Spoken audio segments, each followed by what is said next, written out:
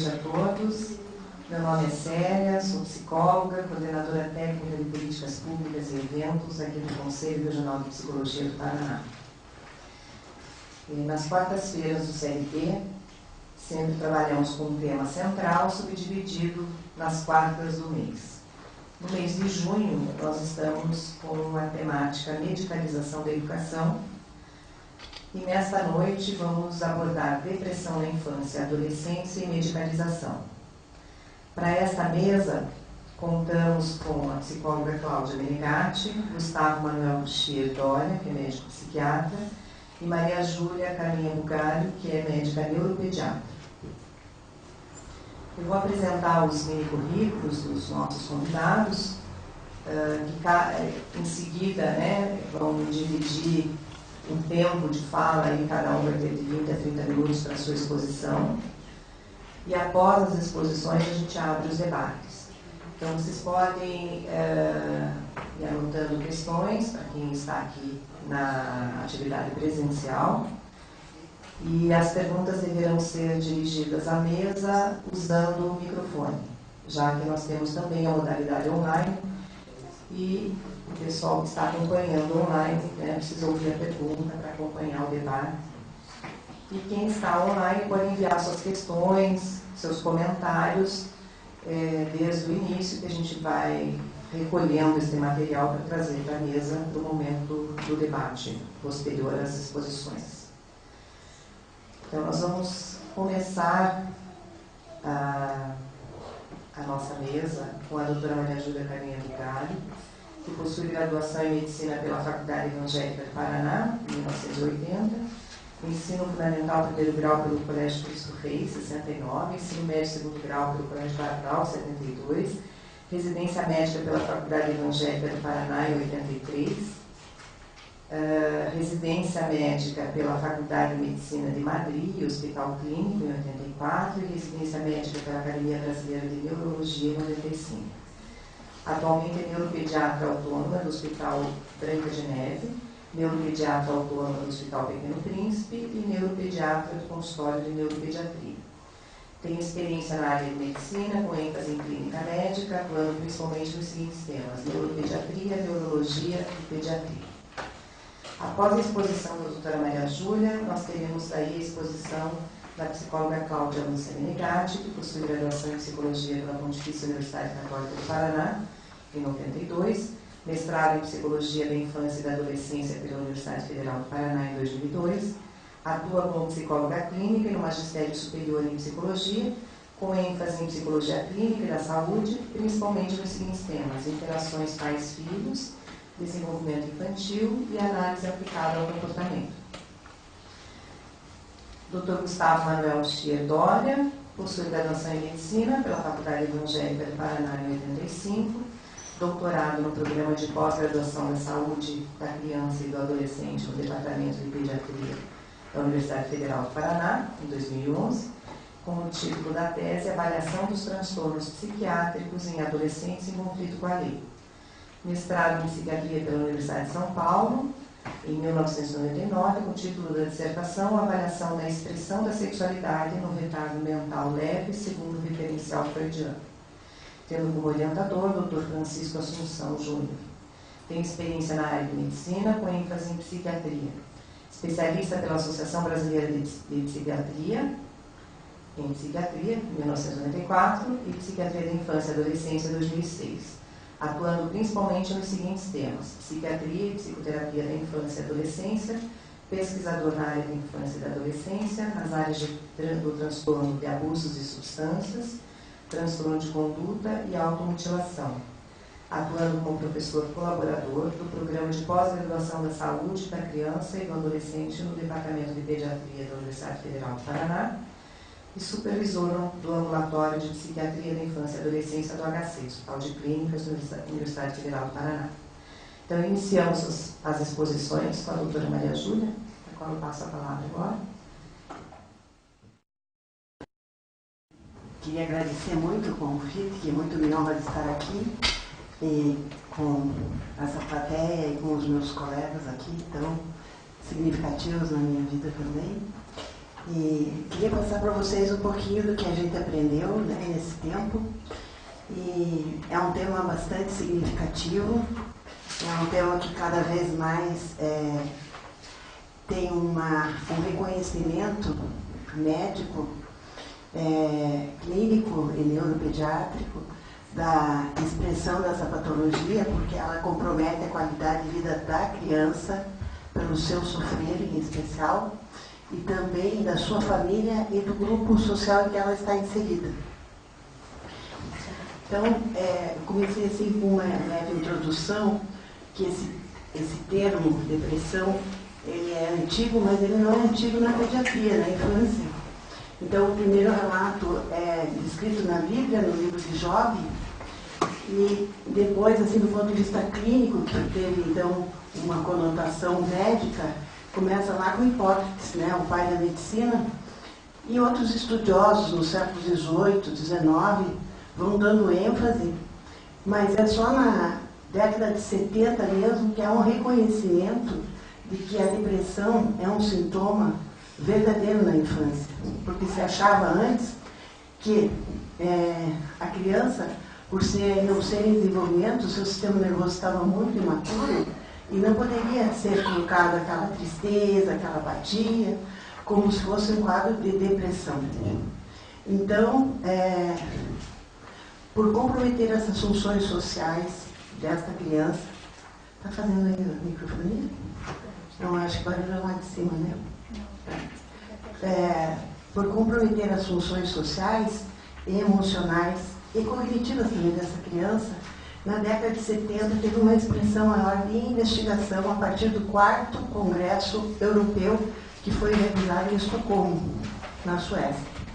Então, a neurobiologia da depressão na infância, ela se baseia, ela é fundamentada nas substâncias neuroquímicas neurotransmissoras.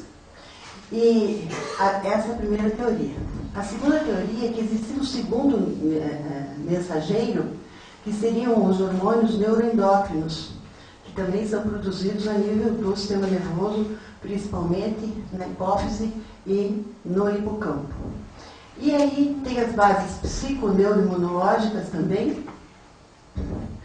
E a teoria dos neurotransmissores é que interessa mais a neuropediatria, porque nós estamos mais acostumados em trabalhar com eles, porque são principalmente as monoaminas, a epinefrina, a norepinefrina, a dopamina, que é tão importante em várias questões mentais da criança e do adolescente, e da serotonina.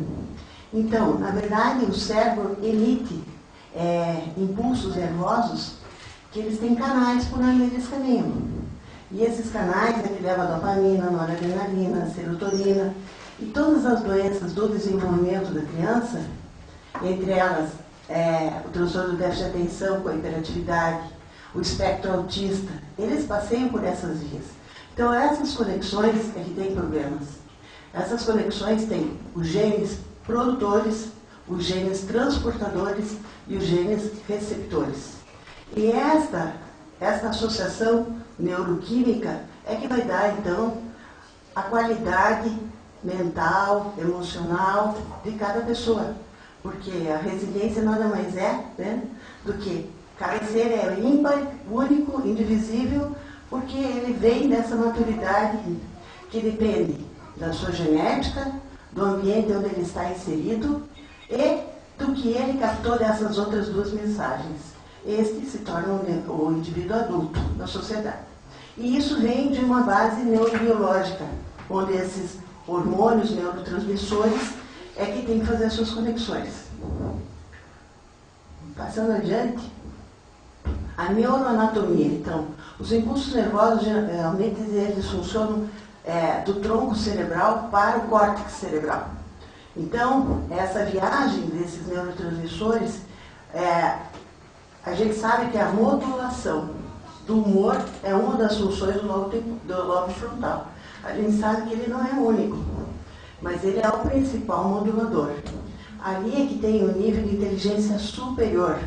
Ali é que tem também o nível das funções executivas, que dá, então, condição do ser humano de ser mais seguro, de entender o seu espaço, a sua meta, o seu planejamento, a sua organização, que muitas vezes nós vemos, principalmente na criança com diagnóstico diferencial que a gente vai ver a seguir, no TDAH, que ele não tem, às vezes, essa função e que isso vai piorar o prognóstico, sendo uma das comorbidades que ele vai apresentar.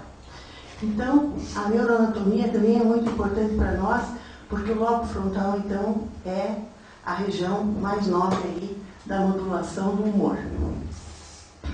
Bom, como eu disse, a prevalência ela está sendo cada vez mais estudada e eles apontam que a prevalência na criança é de 2% e nos adolescentes de 5 a 8%. Alguns dos outros trabalhos que eu li, a incidência chega a ser 22% nas crianças e 15% nos adolescentes. Só que quanto mais precoce, também é dito, a gente pode discutir aqui em grupo, que o sintoma de depressão, tem alguns autores que não consideram esse sintoma de tristeza, apatia, fadiga, como nós vamos ver mais adiante, em crianças abaixo de 6 anos, como se fosse um quadro depressivo, mas sim um quadro reacional a algo em torno dele, da sua própria saúde orgânica. Então, mas quanto mais precoce esses sintomas iniciam na criança, vai ter um fator preditivo para um risco maior de uma depressão severa no adulto e também um risco maior de acontecer o suicídio. Então, é bastante significativo saber identificar precocemente esse transtorno para poder ser mais orientado, tratado e adequado. Então, como diagnosticar a depressão na infância? Porque, então, como eu disse, eles acreditavam até no início dos anos 70 que a criança não poderia deprimir devido à sua estrutura de personalidade e desenvolvimento, por ela ser imatura. E também há outros elementos clínicos que mascaram o sintoma da tristeza. O primeiro sintoma não é a criança ficar triste. Às vezes é a criança ficar apática, daí é até mais fácil. Mas quando a criança fica irritada, brava, não quer ir para a escola e não tem um motivo aparente, às vezes a família não reconhece que essa criança está sofrendo e que ela acha que essa criança está com birra, está com manha. E não é. Então é necessário ter um cuidado de observar. Então, até a década de 70, eles também falavam que a depressão na criança era mascarada. Então, que haviam equivalentes depressivos, mas que não havia a depressão na realidade. Então, como diagnosticar? Então, o primeiro ponto é quando esbarra que os pais não observam aquele sintoma do seu filho e ao não entender que ele está sofrendo, eles não entendem como um problema, mas sim como uma dinâmica familiar, um problema de relacionamento do casal, ou a maneira como a criança reage frente à educação que lhe é proposta, certo? Então, o que acontece? Quando esse retraimento, essa apatia, ou essa preguiça, ou a criança fica irritada, nervosa, ou ela não quer ir para a escola, começa a faltar, né? Ou chega na escola e chora muito, tem que chamar os pais para levá-la para casa, aí a escola reconhece que há um sofrimento. E aí é que vai ter um encaminhamento, então, para o médico, geralmente, espera para levar no pediatra. Mudou muito, né? Os meus colegas da mesa podem dizer o quanto isso melhorou na nossa sociedade. Porque antes não era nem reconhecido pelo pediatra, né? E não era reconhecido por ninguém. Então agora a escola, ela já reconhece, ela orienta, e isso é muito importante. Então, quando tem esse acolhimento da escola com a família, porque se não tem um acolhimento da escola com a família, a fala da escola também não faz eco. Então, por isso que eu digo que a escola, ela não é educadora, mas ela é coeducadora. Então, se ela não tem esse acolhimento com a criança, com a família, não faz eco. Né? Então, aí, hoje em dia, o pediatra já tem encaminhado para o psicólogo, para o neuropediatra, e agora, digamos, nos últimos 10 anos, já está sendo menos pejorativo encaminhar para o psiquiatra. Já tem uma outra entonação, né? E aí o Gustavo depois vai poder explicar, né, nos falar muito mais. Porque na década de 80, até a década de 80, a neuropediatria era muito pejorativa, assim como a neurologia de adultos. Mas com o avanço da investigação científica, não sendo invasiva com a tomografia, com a ressonância magnética, com a pesquisa genética, deu um salto de qualidade. E aí, também porque essa especialidade começou a haver no nosso meio, né? Que então, até então, né, não havia. Tinha em São Paulo, tinha em Porto Alegre, mas não tinha em Ribeirão Preto, mas não tinha em muitas capitais, em muitas cidades de médio porte do Brasil.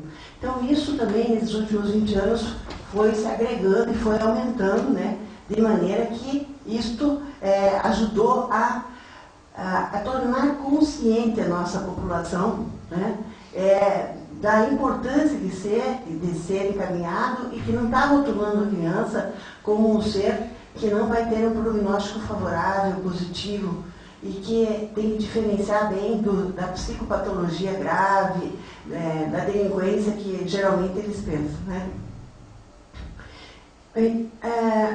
O diagnóstico da depressão na infância, ele é fundamentalmente clínico.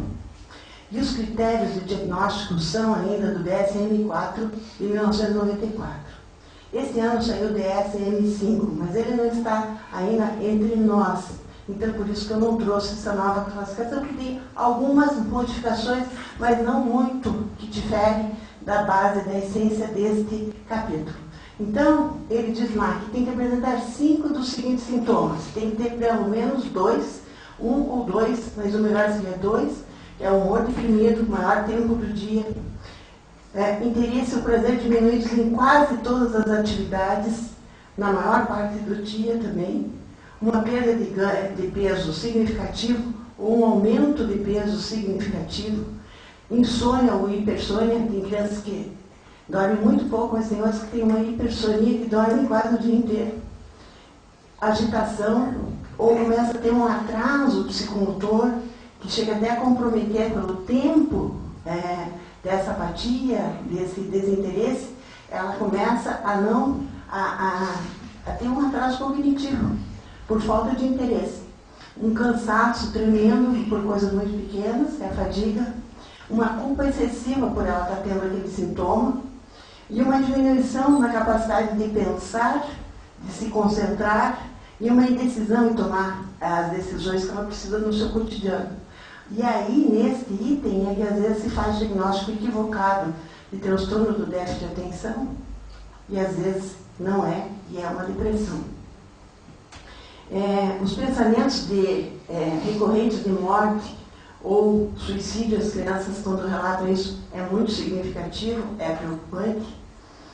E esse é o tipo A. E os sintomas B, eles não preenchem o episódio misto, ou seja, que tenha outras intervenções associadas. E o terceiro C, os sintomas causam sofrimento, prejuízo social ou ambiental ou ocupacional na escola. E D, os sintomas não são decorrentes do uso de substâncias como o alcoolismo, como drogas psicoativas. Então, porque pessoas que usam álcool, adolescentes principalmente, com álcool e com drogas psicoativas, eles vão ter como comorbidade também quadros depressivos, mas não primário, é secundário. Então, aqui tem que excluir isso como primário.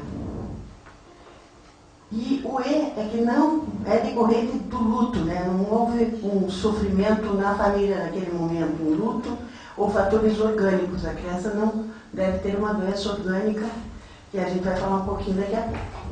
Então, ele é calcado, o diagnóstico, nos critérios do DSM-4, da Sociedade Americana de Psiquiatria, e no CID-10, que está em vigor desde 1993, e que ele também fala que o humor deprimido, perda do interesse pelas circunstâncias do dia a dia, prazer e energia reduzidos, fadiga, autoestima reduzida.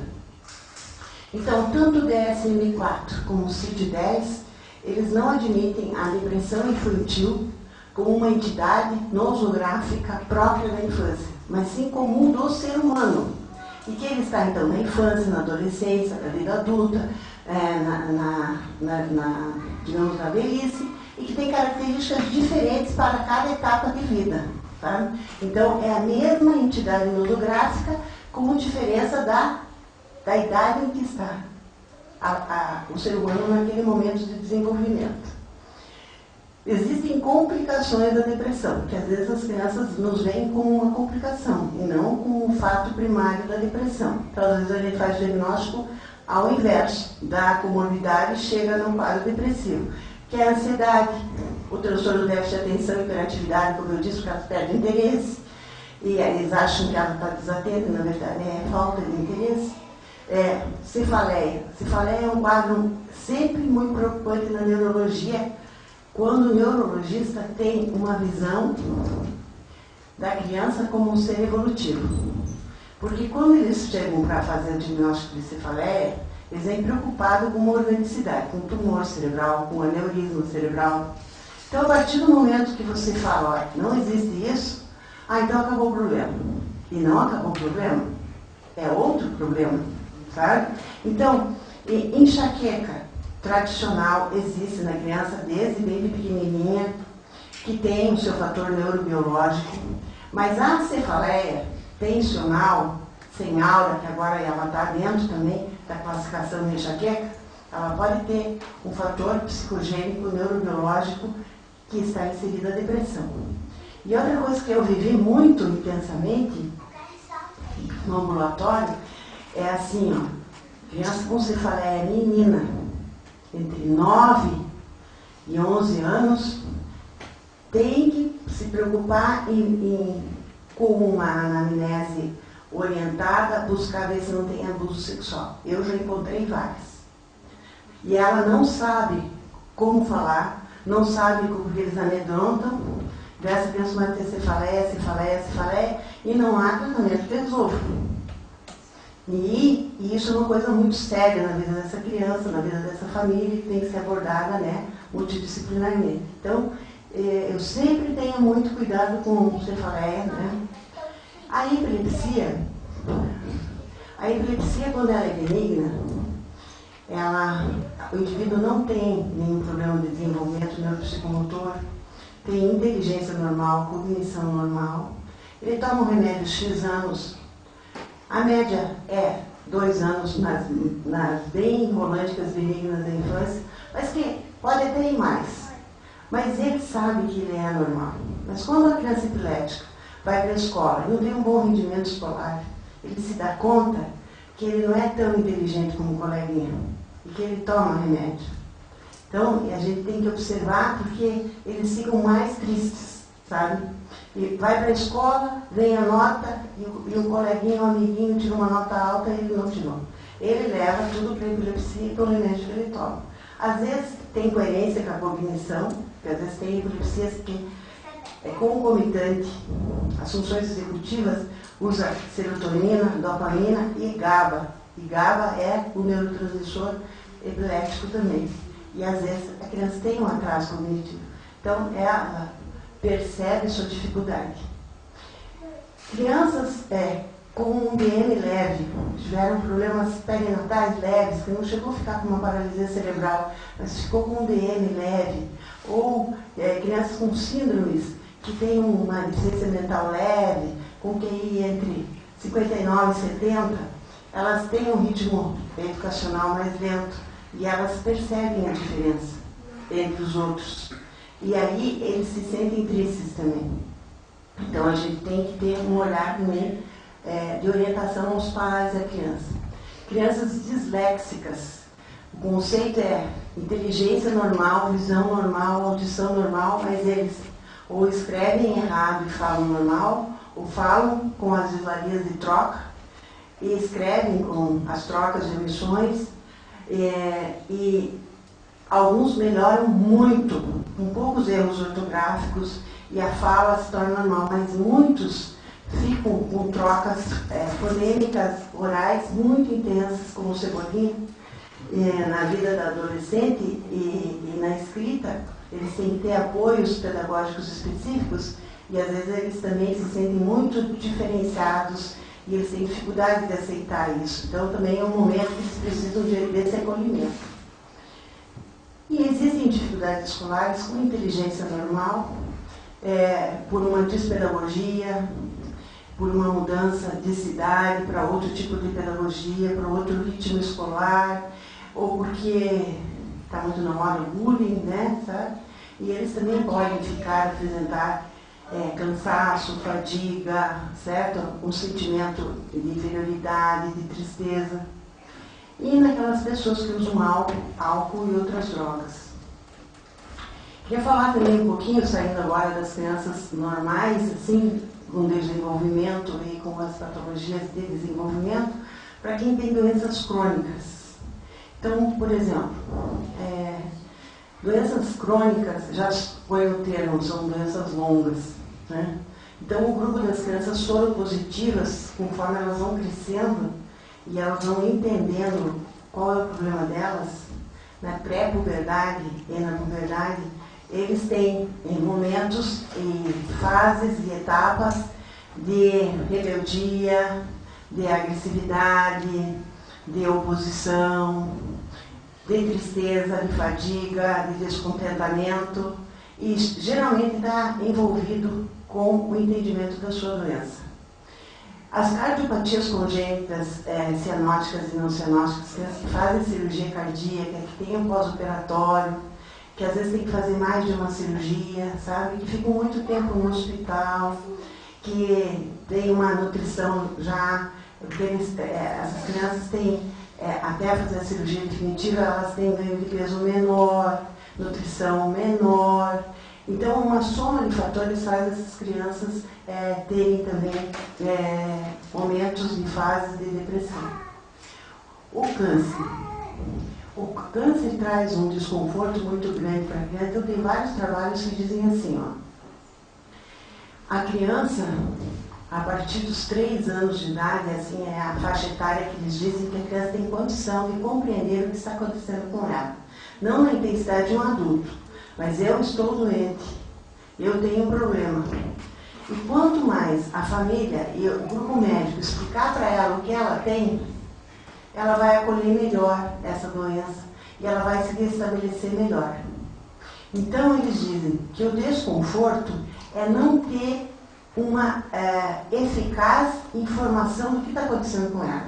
Por que ela tem que fazer os exames? Por que ela tem que operar? O que aquilo significa, sabe? E o outro desconforto é quando começa o efeito na aparência.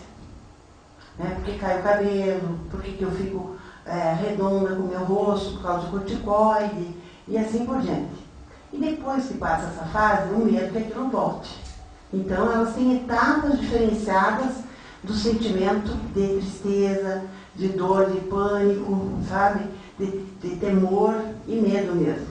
Então, é super importante. Eu queria também contar aqui uma coisa que aconteceu comigo. Tinha uma vez, eu tive uma menininha de 6 anos que veio no meu consultório com a queixa assim. Ela suspirava, sabe? Ela fazia... E a mãe queria saber o que era. E o pediatra me encaminhou. E daí comecei a perguntar quanto tempo, se isso tinha aumentado, se isso não tinha aumentado, se isso acontecia sempre, se tinha dias específicos, se isso acontecia quando eles iam viajar, quando era a festa de aniversário, quando vinha o Natal, ou se o casal se dava bem, se o pai trabalhava viajando, se não trabalhava, não consegui nada. Sabe? Tudo normal, assim. Não tinha acontecido nada. E fazia já uns 3 meses que a menina suspirava, e ela suspirava várias vezes ao dia, e sempre suspirava, e aquilo estava incomodando muito aquela mãe. Mas a menina não comia bem, tudo bem, e na escola não diminuiu o ritmo da escola. Difícil, né? Eu achei aquilo difícil. Exame físico normal. Bom, daí eu falei, então vamos fazer exames, né? Porque clinicamente assim não acho. Pode ser até um tique, né? O tique é um movimento repetitivo, prazeroso, que eu repito, que geralmente são motores, o som também vocálicos, mas ela suspirava, ela não emitia assim um som diferente, né? Daí eu pensei assim, então vamos pedir tomografia, eletroencefalograma, mas vamos fazer os exames da tireoide, hemograma, glicemia, vamos afastar a diabetes, vamos ver. Gente, deu um hipotireoidismo, você não tem ideia. Foi a minha sorte, senão eu estava roubada. Ela tinha hipotireoidismo e não tinha adquirido, não foi congênito, porque o desenvolvimento era normal e provavelmente veio naquele tempo ali dos 3 meses, sabe? E a mãe não falava de fadiga, sabe? Só falava que ela suspirava. E ela não tinha, porque o cabelo, no livro está dizendo lá que a criança aumenta de peso, que diminui o crescimento, né? Mas como era ainda muito agudo, sabe? Ela não tinha cabelo quebradiço, ela tinha cabelo normal, não era opaco, a curva de crescimento era normal, tudo era normal, o peso era normal. Então, eu fui salva pela investigação científica, né? Não por observação clínica. E eu achei aquilo muito interessante. Depois que ela começou o tratamento específico, né, com endócrino, desapareceu todo o sintoma e ficou bem. Então, é uma coisa interessante que eu acho que eu vivi. Bom, então, como consideração final da minha fala, então é uma doença significativa, ela é grave porque ela compromete, né, a qualidade de vida da criança, da família, do seu entorno. E na idade adulta ela pode prognosticar um episódio de depressão severa, né, se não entende isso desde criança. E os efeitos são no nosso desenvolvimento dessa pessoa, dessa criança, que será um indivíduo adulto no futuro, né? Então, as considerações que a gente precisa ter o reconhecimento clínico, né? E daí virar o tratamento, que o Dr. Gustavo daí irá discorrer sobre isso. E para mim, então, essas duas coisas são fundamentais. Então, eu queria deixar também que quem sonha só, sonha, e quem sonha junto, realiza. Por isso estamos aqui juntos, né? Obrigada.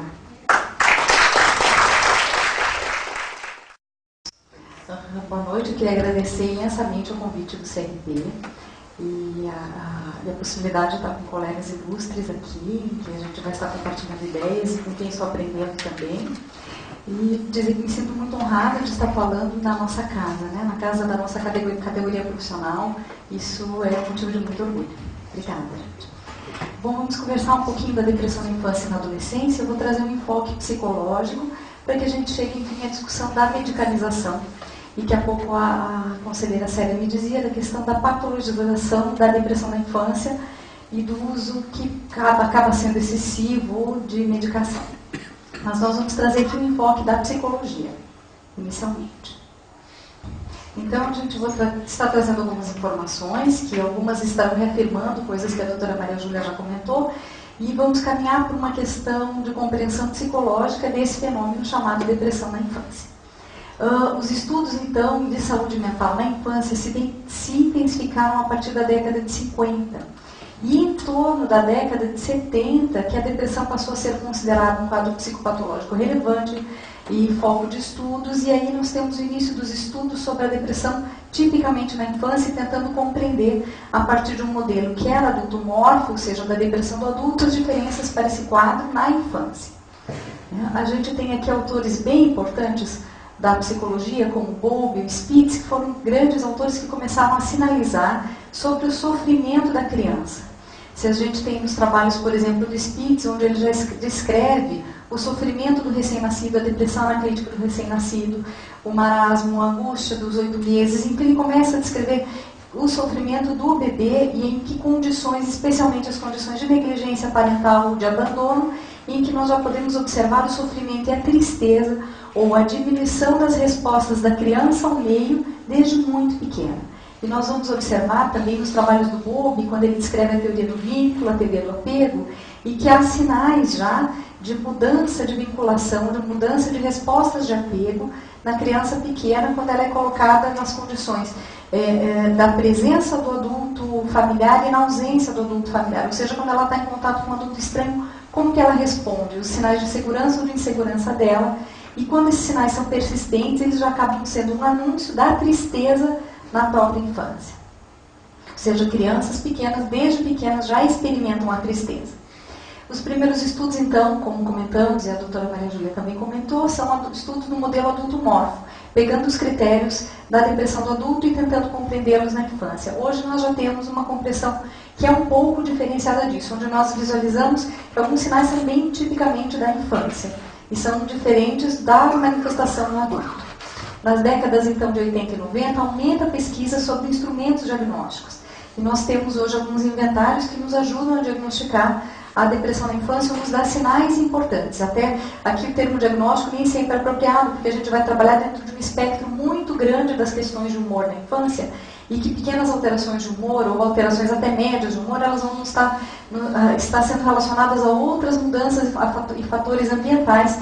Não necessariamente a gente vai aí estabelecer um diagnóstico fechado de depressão, mas uma compreensão dentro de todo o meio onde essa criança vive. Vamos lá. Alguns sinais importantes para o diagnóstico. Coloquei como sinais propositadamente para que a gente possa pensar que eles são relativos a muitos outros problemas, mas que no conjunto, e se a gente pensar esse conjunto em termos de frequência, de intensidade, de magnitude, eles vão nos falar sobre a possibilidade de um quadro de depressão. A tristeza ou irritabilidade, ou seja, o humor triste ou irritável. Essa criança pode se apresentar mais triste, mais chorosa, mas também mais irritadiça, fazendo mais oposição ao comportamento do adulto, de um humor difícil de controlar ou difícil de modular. A anedonia ou a perda de prazer nas atividades, a diminuição do prazer nas atividades que ela exerce, baixa autoestima, ou seja, os sentimentos de desvalia em relação às coisas que ela produz, às coisas que ela faz, e a si mesma, né? Sou burro, o que eu faço está ruim, o que eu faço é sempre ruim. Enfim, os medos frequentes, e aí a gente já nota que ao colocarmos a questão dos medos, aqui, e a ansiedade de separação, a gente já nota uma diferença do modelo do adulto para a compreensão da depressão na infância. Porque muitas vezes a criança vai mostrar a ansiedade de separação, a dificuldade de ficar na escola, o medo de entrar na escola, o medo de se separar dos pais, a queixa de que os pais devem buscá-la na escola porque ela passa um período chorando, ou aquele agarramento excessivo em relação aos pais no momento de ficar na escola, o pai ou a mãe tendo que permanecer no período escolar. Isso já vai nos mostrar uma dificuldade que é própria da infância. O medo de dormir sozinho, o precisar dormir no quarto dos pais, ou os pais terem que se deslocar para o quarto da criança. É muito comum que essas crianças, quando os pais buscam ajuda, eles já estão numa situação que a criança é grande, já está dormindo no quarto dos pais a tempo, ou está dormindo com a mãe e o pai já foi dormir no quarto da criança. Enfim, N arranjos, colchão para cá ou para lá na casa, a gente já vai notando que há um sofrimento de toda uma família. As queixas somáticas também, que são muito frequentes, aí as cefaleias, a dor de barriga, a dificuldade de ficar na escola porque dói a barriga, a professora liga, olha, está tendo dor de barriga de novo. Enfim, essas queixas de dores ou dores inespecíficas, dores musculares, nós vamos notar que essa criança, neste conjunto, pode estar apresentando um quadro de depressão. A queda no rendimento escolar, que também, vamos dizer que é um sinal que pode ser sinal de vários outros problemas. Perda ou ganho de peso significativo, alterações de sono, e nas alterações de sono a gente tem que lembrar aqui dos terrores noturnos, despertar durante a noite, andar pela casa durante a noite, a dificuldade de dormir no escuro, despertar mais cedo do que habitual, ou sono excessivo, a dificuldade em despertar pela manhã. Pensamentos e sentimentos de culpa, né? Coloquei como pensamentos e sentimentos, que a criança muitas vezes nos refere a culpa, ou ela refere o sentimento, a sensação de que a culpa do que acontece é dela. E pensamentos e gestos mórbidos, aí a gente já vai estar entendendo que o risco de suicídio na infância é realmente muito menor comparado ao risco de suicídio do adolescente e do adulto, mas é bem frequente quando nós temos adolescentes e adultos que tentam suicídio, eles reportarem que pensavam nisso desde a infância. Que esses pensamentos eles tinham desde a infância, que a morte poderia ser uma solução para os problemas. A criança vai pensar nisso de um jeito um pouco diferente, porque ela tem uma compreensão de morte como um adormecer dependendo da idade, ou como um não despertar, ou como uma forma de se anestesiar e de dormir, como nos contos de fadas, que vai dormir até que algo desperte. Então, dependendo da idade, a morte não tem a mesma compreensão do adulto, ou uma compreensão, às vezes, muito diferente da compreensão de morte do adulto. A morte aqui, muitas vezes, para a criança pequena, é um adormecer, um poder isolar-se de um problema. Vamos lá. Então, a gente tem alguns problemas diagnósticos que eu coloco aqui já como pontos geradores de debate. a questão da tristeza como resposta a problemáticas da vida e o que é a tristeza persistente da depressão. Essa é uma questão bem importante, porque a gente vai saber que fatores que podem desencadear um quadro depressivo, na verdade, são fatores que desencadeiam tristeza, né? Perda de um familiar por morte ou separação, divórcio dos pais, mudança de casa, mudança de escola, a situação do abuso, até mesmo a morte de um animalzinho de estimação. Essas mudanças todas, elas são geradoras de tristeza, elas provocam tristeza. E nós vamos observar que essa tristeza, ela vai se tornar uma tristeza que caminha para o polo da depressão quando ela é persistente, ela é duradoura e muito intensa. Por outro lado, aqui já nos fica a questão de como nós podemos ajudar nossas crianças a lidar com as tristezas normais da vida. Nós passamos todos por tristezas, e à medida que a gente, desde a infância, começa a evitar sentimentos como a tristeza, nós não aprendemos a lidar com sentimentos difíceis, e nós não temos como nos excluir da vida. Né? Quer dizer, se eu me preparo para a vida, me preparo para passar por sentimentos difíceis. Isso faz parte da própria vida. E que em alguns momentos nós queremos que as crianças não apresentem tristeza. E a tendência de daí falarmos de depressão, ou de, por um outro lado, inibirmos a expressão dessas tristezas, e que isso pode sim participar de um quadro depressivo ao longo do tempo. A questão de diferenciar... Aqui, a diferenciar irritabilidade, birra e afeto depressivo. Que muitas vezes nós temos a irritabilidade, a birra, como problemas que não são relativos a estar deprimido, mas como respostas a situações cotidianas ou mesmo resposta à dificuldade de manejo do adulto com a criança.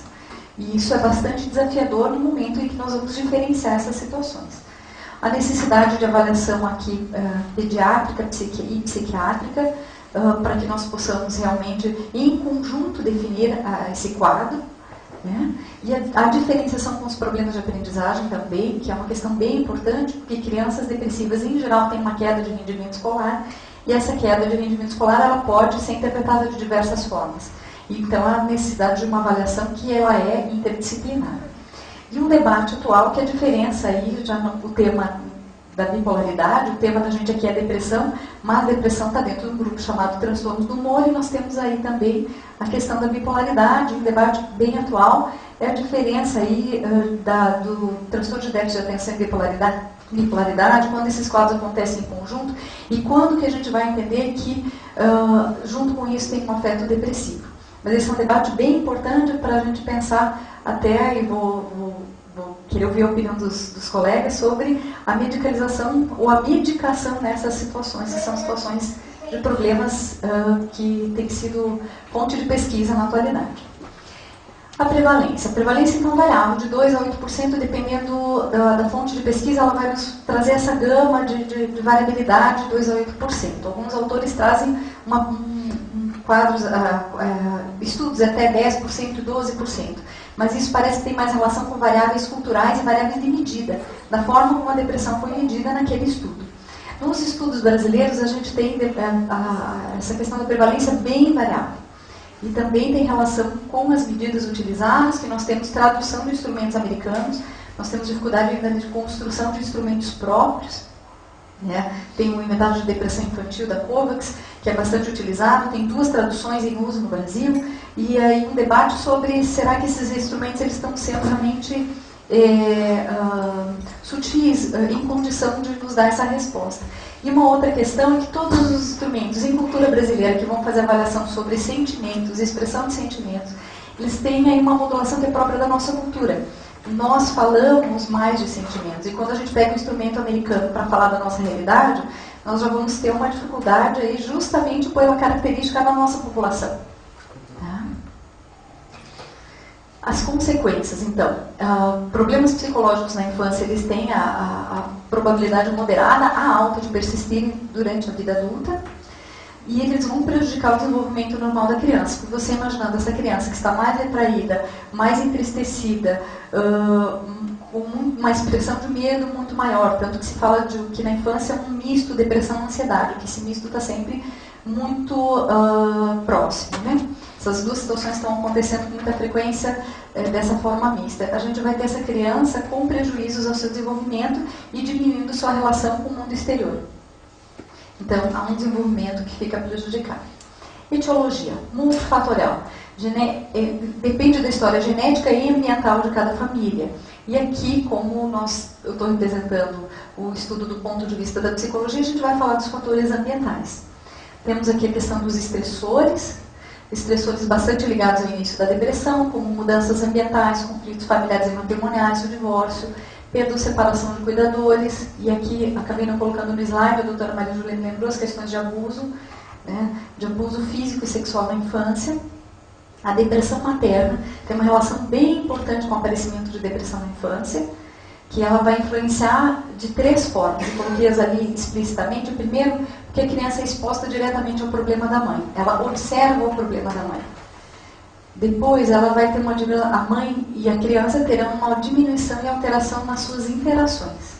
Então, a segunda forma de expor e a outra pela hereditariedade. Então, a depressão materna ela tem uma influência muito grande na possibilidade de que uma criança ou adolescente venha a desenvolver um quadro depressivo.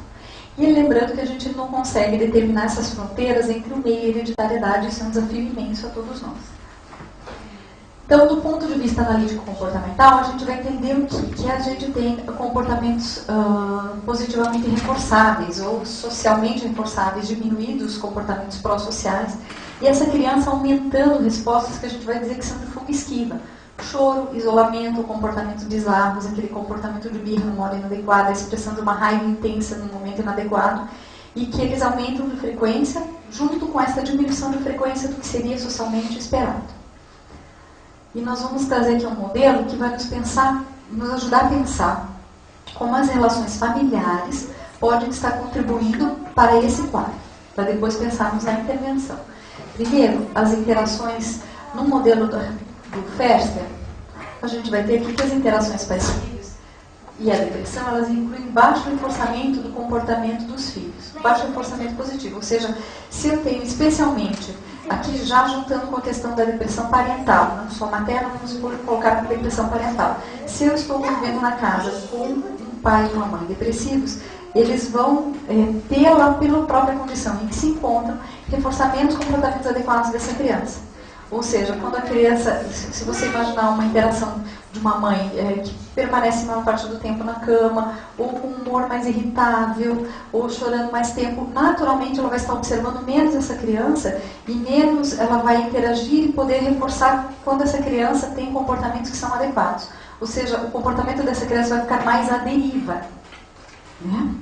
E ela vai responder menos a isso. A falta de reforçamento diferencial para respostas de aproximação para comportamentos socialmente adequados. O que isso quer dizer? Que a gente constrói ao longo da educação de uma criança, no dia a dia, no contato diário, a gente vai construindo com ela o que é uma resposta socialmente adequada. Se eu não consigo no dia a dia estar interagindo com essa criança e não estar construindo isso, é muito difícil que ela esteja numa situação em sala de aula ou qualquer outra situação de convívio com outros e ela emite uma resposta adequada. Aí ela vai estar nesse contexto, vai emitir uma resposta inadequada e vai se dizer, como não sabe se comportar, menino? Você deveria fazer de outra forma. E essa criança não vai ter feito aquele percurso de todo o caminho para chegar até ali. Para que ela chegue e emita uma resposta que a gente espera dentro de um contexto, dentro de um determinado contexto. A gente vai ter aqui que, nessas situações, reações emocionais intensas da criança, ou seja, reações de múltiplo protesto ou de protesto, elas acabam ficando muito evidentes e, consequentemente, reforçadas. Ou seja, essa criança, nos seus pequenos protestos do dia a dia, não é ouvida, mas quando ela faz um grande protesto, ela acaba sendo notada. Ou seja, uma crise de raiva, ou quebrar alguma coisa, ou fazer essas crianças, por exemplo, fala-se muito que elas fazem gestos, elas têm gestos que são gestos de arriscar-se e de machucar-se. As quedas, os acidentes, ou seja, como que você não observou que isso machucaria? Quer dizer, eu não estou notando o que ela está fazendo até chegar nesse ponto. Quando ela faz algo nesse ponto, aí ela tem uma reação emocional intensa e aí o meio volta-se para ela. Ou seja, assim eu tenho atenção, assim eu tenho cuidado do outro. O uso excessivo de controle aversivo sobre a criança também pode ser uma interação típica que conduz à questão da depressão, ou seja, o uso excessivo de punição e castigo. E também a gente vai incluir aí as questões de abuso físico e abuso sexual, que tem relação com o controle aversivo. E outro fator é a exigência de taxas de alto desempenho para essa criança. Ele não aprendeu a ser nem o bom, nem o regular, nem o médio, nem o bom, ele tem que ser ótimo. Ou seja, ele tem que ser do 8 para o 80. Se a gente observar como essas crianças pensam e como os adolescentes pensam, é do 8 para o 80. Eu nunca fiz nada disso, mas quando eu fizer tem que ser ótimo. Né? E ou as crianças que, por exemplo, trazem seu boletim, aquele boletim que tem 8, 9, 7, não tem valor. Ele teria valor se ele fosse 10. Ele precisa ser ótimo. Isso também tem uma relação com esse sentimento de baixa autoestima e de baixo valor sobre si mesmo. Quer dizer, eu não sou ótimo, então não sou amado. Para que eu seja amado, eu preciso ser ótimo. Vamos lá. Então, vamos falar sobre o papel das interações pais-filhos. Alguns estudos vão trazer para a gente que os pais depressivos eles são menos carinhosos, responsivos e contingentes e mais irritáveis. Então, imagine a relação do que eu acabei de falar com essa questão de como é o comportamento dos pais.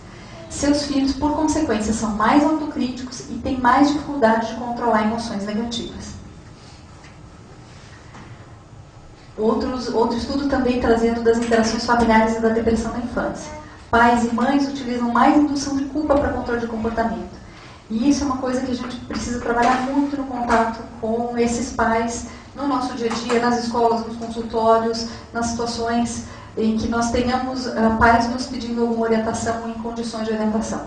A indução de culpa é uma forma ótima de controlar comportamento. Se eu faço você se sentir péssimo pelo que você faz, se eu faço com que você se sinta então que você é o péssimo, você vai deixar de fazer aquilo que eu qualifiquei como péssimo.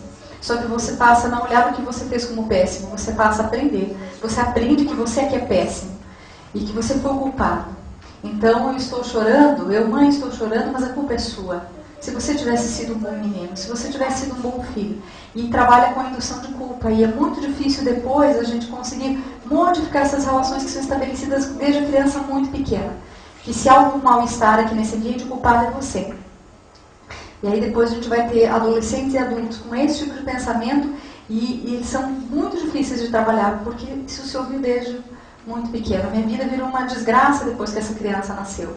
Então, essa criança é a razão da desgraça e é como ele não vai se sentir a desgraça ou o desgraçado. É bastante complicado.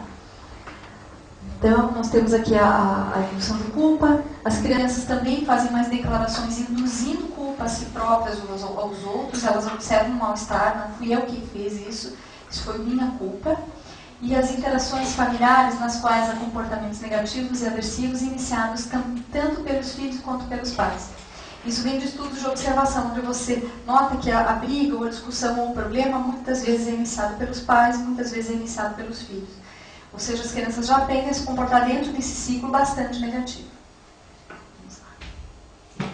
Então, sugestões para prevenção e atendimento da depressão na infância. Eu coloquei aqui, elenquei, fui retirando a literatura e elenquei algumas sugestões e que estão sendo apontadas como intervenções ambientais. Escola de pais. Cada vez mais, estamos falando de escolas de pais, grupos de pais, orientação de pais, para que a gente possa aumentar a possibilidade de controle positivo sobre o comportamento da criança, ou seja, menos controle aversivo, menos indução de culpa e mais observação da criança. E isso é bastante complicado no contexto em que cada vez mais estamos nas grandes cidades, com menos tempo e menos tempo de observar os nossos filhos. Como consequência, o que nós fazemos? A gente observa o comportamento final e acaba agindo com ele e não construindo as cadeias comportamentais para que a gente possa ter um controle positivo desde o início do processo. É como se a gente estivesse pensando aqui que eu vou atuar sobre a situação do leite derramado e não está construindo qual é a temperatura para ferver o leite, o que é aquecer o leite, quanto de leite que eu coloco nessa vasilha, imaginando aqui todos os comportamentos percorrentes para que eu chegue no final. E ensinar essa observação é bastante importante. O autoconhecimento dos pais é extremamente importante que eu, pai, eu, mãe, note, e nós passemos por esse aprendizado de notar o quanto o meu humor regula a interação, o quanto eu puni pelo meu mau humor, ou eu premiei pelo meu bom humor. Hoje eu estou ótima, pode tudo, hoje eu estou péssima, não pode nada. Né? E que à medida que me conheço, eu posso sim falar com a criança ou trabalhar o comportamento dela a partir do que ela faz, e não a partir do meu humor. Autoconhecimento é extremamente importante. Instrução para observação, como falava, e controle positivo no âmbito escolar também. As questões da depressão na infância, elas são muito trazidas para atendimento pela observação dos professores, então os professores têm papel fundamental nesse processo. Né? Se nós pensarmos que crianças com essa situação, muitas vezes estão inseridas numa situação onde há depressão parental, é possível que esses pais não notem, ou notem de uma forma equivocada essa situação, pela própria condição em que se encontra. Então, os professores têm um papel fundamental nessa detecção. Então, a detecção precoce do problema, quanto mais cedo melhor, quanto mais cedo menor a possibilidade de ter que se medicar essa criança, por exemplo, maior a efetividade de intervenção ambiental e a gente tem aí um resultado tanto mais rápido quanto mais eficaz. Da detecção precoce da depressão parental, isso é um trabalho extremamente importante que a gente tem que destacar mais isso até junto aos obstetras, né, que estão ali observando essas mães muitas vezes depressivas durante a gestação e sabendo que aumenta o risco de depressão, depressão ali no nascimento, depressão puerperal, e aí a gente vai ter o maior risco de depressão dessa criança pela interação mãe-filho. Psicoterapia individual, grupo e orientação de pais e o acompanhamento pediátrico e psiquiátrico, que isso a gente já vai ter em relação ao próprio atendimento. Alguns grupos de orientação de pais têm sido focalizados e têm se construído modelos bem interessantes, que são modelos para que os pais aprendam a observar os seus sinais de depressão e que eles ensinem as crianças sobre os seus próprios sinais e o que eles sentem.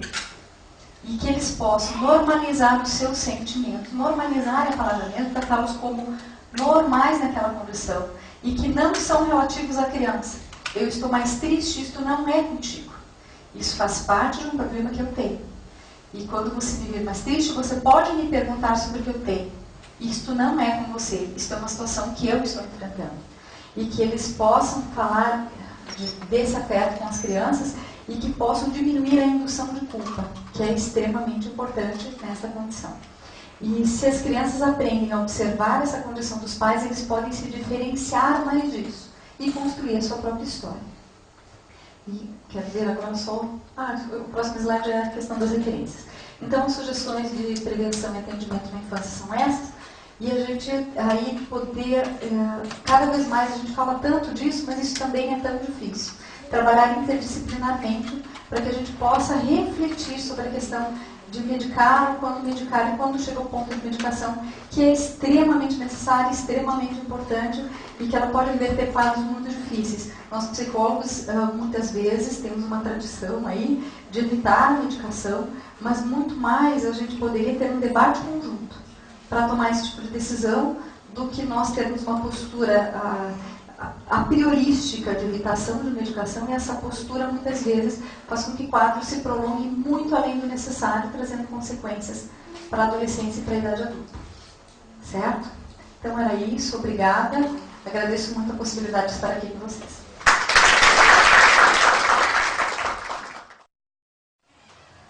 Boa noite a todos. E depois de uma hora já de apresentação, daí acho que as pessoas começam já a cansar um pouquinho, mas talvez eu comece a passar mais rápido também na minha fala, porque para não ficar uma repetição, né? Eu acho que o que a Cláudia e a Maria Júlia falaram, eu tenho para falar também, né? Não vai diferir muitas coisas. É uma mesa assim que está numa consonância bastante grande, né? Então vamos... mas eu quis falar um pouquinho de medicalização, né? Fui procurar até o que é falado, né? Então, o processo de transformar as questões não médicas, eminentemente de origem social e política, em questões médicas. Isto é, tentar encontrar no campo médico as causas e soluções para problemas dessa natureza. Então, a medicalização vem colocado esse tema muito pelos sociólogos, pelo que eu entendi. Então, eles colocam assim, como se a medicalização é a gente biologização de conflitos sociais. Pega os conflitos sociais e leva para o individual, porque o indivíduo vai reagir a esses conflitos sociais, e para essa reação do indivíduo, do que está acontecendo socialmente, ou dentro da escola, você dizer que o problema está no indivíduo e você perdeu o foco do social. E o que eles falam que é trazendo um reducionismo biológico a questões que são muito maiores do que as questões biológicas e médicas, né? E isso trazendo uma culpabilização da vítima, de quem está, você está deprimido, você está doente, você está trazendo essas questões. As circunstâncias sociais, políticas, econômicas, históricas teriam mínima influência sobre a vida das pessoas, quando você dá a questão da questão da biológica só para essas questões. E a medicalização da educação, que é o tema, né, que vocês colocaram, né, é uma medicalização do fracasso escolar, porque eles vê a criança como tendo uma dificuldade na escola, e daí você vai dizer assim, ela está assim porque ela está deprimida, ela está assim porque ela tem um TDAH, ela está assim porque... né? E leva para o individual, ou no máximo eles colocam que vai até a família, mas perde o âmbito da escola, a responsabilidade que tem o social, a escola, né? A política educacional, o que está causando no sujeito, né? E que isso raramente é questionado, né? A aprendizagem e não a aprendizagem sempre são relatados como algo individual e perdendo o contexto do que possa também estar ocasionando. Então, eu trouxe essas questões para fazer parte, como é a medicalização da educação, mas eu vou falar dos aspectos médicos porque eu sou médico, né? E dentro desses aspectos médicos, eu acho que eu também... fico pensando assim que a gente tem que ter um cuidado, tanto se a gente vai excessivamente para esses aspectos médicos ou excessivamente achando que é medicalização. Porque eu acho que a gente pode comprometer a vida de uma criança ou de um adolescente se a gente não fizer um diagnóstico adequado também. Porque depressão infantil existe, né? TDAH, eu falo aqui, eu sou médico, pesquiso, existem N trabalhos falando que existe, são questões médicas, talvez algumas vezes existe um excesso de diagnóstico, mas eu digo bem sempre assim, o excesso de diagnóstico aonde que existe, para quem que existe, para quem tem acesso a uma avaliação, tal, algumas vezes há um excesso de diagnóstico. Mas para esse diagnóstico, tanto da depressão infantil, eu sempre digo para as pessoas, ele tem que ser muito cuidadoso.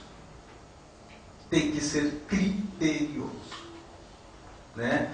E algumas vezes a gente não pode se basear só em algumas escalas diagnósticas, alguma coisa assim.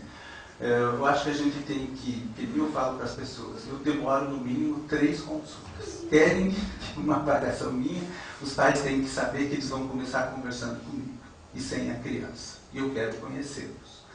E daí, nesse conhecimento, eu quero conhecer essa criança. Eu quero que eles me contem dessa criança, né? E quero que eles contem deles. Quero que eles me contem da vida deles. Como é que eles se conheceram? Quanto tempo namoraram? Quero conhecer todo esse contexto onde a criança vive. Por isso que eu acho assim, que as pessoas que fazem uma crítica à medicalização, eles acham que a gente não faz uma avaliação. Que a gente só vai lá e vai medicar, sem uma avaliação. E eu estou dizendo assim, a avaliação tem que ser criteriosa. Daí você vai conhecer a criança. E uma criança deprimida é aquela criança que desde que você abre a porta para recebê-la, ela já está caidinha. Tá? E daí algumas vezes ela reluta para entrar. E quando você propõe ficar, porque daí eu tenho uma sessão de observação da criança. E quando você se propõe a ficar com a criança, você vê assim que ela está pouco reativa àquele contato. Né? E daí você vê assim que ela está muitas vezes com poucos recursos para lidar com aquela situação que está se apresentando ali para ela naquele momento. E daí você pede assim, ó, toda criança que vem aqui, eu peço um desenho, vamos fazer um desenho. Puxa, meus desenhos são horríveis. Eu faço tudo errado. Não, mas eu não estou aqui para julgar teu desenho. Pode desenhar, pode ficar à vontade, né? Ela vai desenhar e daí ela apaga. E daí nada tá bom para ela. E você vê na face dela que ela está mais triste, né? E sempre que a gente vai fazer um diagnóstico de uma criança, a gente não pode ficar no contexto só de casa, né? Do que os pais estão falando. Eu sempre peço uma autorização para os pais para estar conversando com a escola, conversando com outras pessoas que convivem, né? Porque se a criança está triste só em casa, ou está só triste na escola, mas está triste na escola, fica chateadinha e tal, mas chega em casa, fica pulando, fica rindo, fica brincando. Aí você vai ver o contexto que está acontecendo e que está trazendo aquele problema para a criança, né?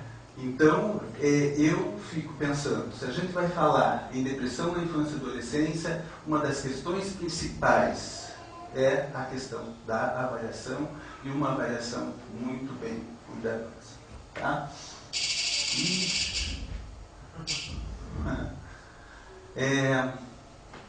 Foi controverso mesmo. Teve uma época que a gente teve assim, a questão médica ou psiquiátrica, ela não tinha o seu olhar muito bem aceito, né? E a gente tinha uma influência extremamente, somente psicanalítica. Eu acho que todas as visões, estudei psicanálise, gosto da psicanálise também, mas era só vendo dessa forma, o desenvolvimento do sujeito que não desenvolveu o seu superego, então ele não pode ficar deprimido. Então, dizia-se dessa forma, né? Mas, o que a Maria Júlia, a Cláudia trouxeram, tanto a questão assim, que teve um congresso em Estocolmo, que daí eles falaram, depressão infantil existe, vamos diagnosticar, né? E o quanto é importante a gente fazer esse diagnóstico, tanto para reduzir as consequências do que a depressão traz, quanto para prevenir isso, porque algumas crianças que não tratam, alguns quadros se reduzem, muitas vezes espontaneamente, algumas vezes não. E esse quadro vai para a vida adulta, né? E sempre na avaliação a gente tem que pensar assim, essa criança, ela tem dificuldade de expressar. Ela não vai chegar como um adulto que chega e diz assim, eu estou triste porque aconteceu isso na minha vida, e vai fazer toda uma elaboração em relação a isso, né? A criança, a gente tem que saber como é que a criança se apresenta em depressão. A gente segue os mesmos critérios do adulto do DSM-4, mas lá, desânimo e tal, mas para a criança, qual que é o desânimo? A criança não brinca, a criança ou está brincando menos. A gente tem que levar essa avaliação usando os mesmos critérios do adulto, mas para a vida de uma criança. Tá?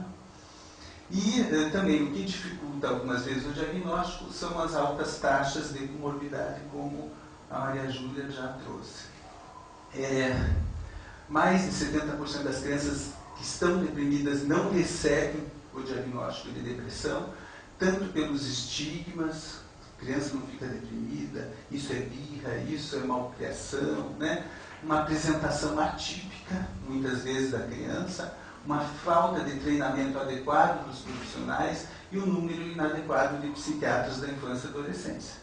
Isso não é uma questão nossa, aqui é uma questão mundial, que a gente tem poucos psiquiatras da infância e adolescência.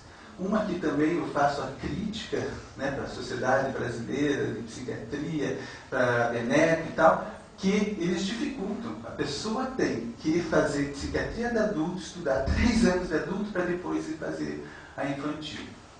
E eu já acho que a psiquiatria infantil tinha que começar pela pediatria. Conhecer a normalidade, conhecer como é que cresce uma criança normal e depois você vê a patologia. Né? Eu não sabia que estava desse jeito. Então, o histórico, acho que já foi falado bastante, acho que tanto a Cláudia quanto a Maria Júlia trouxe alguns conceitos, né? O Kid-SEDS é uma das únicas entrevistas diagnósticas para depressão, né? Daí que veio, agora eu já falei, o consenso tanto do DSM-4, Maria Júlia trouxe, o CID-10, né? A questão da prevalência que varia de 0,4% a 2,5% das crianças. E pensar assim, que 15% de crianças e adolescentes, em algum momento da vida, irão ter depressão e apresentar depressão. Tá? É mais comum nos meninos, quando criança, e na adolescência é igual aos adultos, é mais comum nas mulheres. Fatores de risco. Daí eu acho que a gente vai, eu não sei como mudar isso, porque eu mexi em alguma coisa, né? Então, os fatores de risco, a gente vê daí as questões sociais podem estar envolvidas, como experiências de desvantagem, história familiar, desagregação familiar, tensão nas relações sociais, abuso ou negligência infantil, problemas de saúde física, né? Uma das questões, assim, um caso clínico que eu atendi, assim, de uma criança que tinha ficado anos, você trouxe a questão da cefaleia, mas era um menino com cefaleia, 2 anos e nada cedia. Depois ele começou com uma dor na coluna imensa, e nada cedia, nada, e faziam tudo que é tratamento, tudo que é investigação, tudo que é exames. Me deparo, eu fui conversar com o menino e percebi que ele estava bastante depressivo. Porque uma das questões, um dos sintomas que aparece na criança são as questões somáticas. A criança somatiza, ela está com enjoo, ela está com isso. Então, e ele somatizava. E no que ele fez o tratamento para a depressão, porque normalmente a gente encaminha para tratamento, primeiro psicoterápico, algumas vezes até numa depressão moderada, a gente faz a opção pelo psicoterápico e depois a gente vai fazer a medicação. Eu nem esperei psicoterapia nenhuma e fiz a medicação e ele teve um resultado espantoso nas questões somáticas, e que ele vinha sofrendo há anos, né? Então, as comorbidades, mais de 40% das crianças deprimidas apresentam comorbidade, distimia, transtorno de ansiedade, abuso de substâncias e os transtornos disruptivos. E daí ficam pensando, tanto no TDAH quanto na depressão, falam assim, você vai medicar a criança, você vai estar ensinando a ela a tomar remédio e ela vai, quando adulta, querer substância e vai criar uma dependência em substância. As pesquisas já nos provam que é uma ideia totalmente errada. Vai para a questão da droga-adição aquelas crianças que não receberam tratamento de TDAH e não receberam o tratamento de uma depressão. E tem um quadro depressivo e procuram uma droga. Porque daí o sujeito que está bem, que está satisfeito, ele não vai por esse caminho. Né? O curso natural, os episódios normalmente duram de 7 a 9 meses, 90% remitem após 1 ano e meio a 2 anos, né? E 40% tem recorrência em 2 anos e 70% em 5 anos.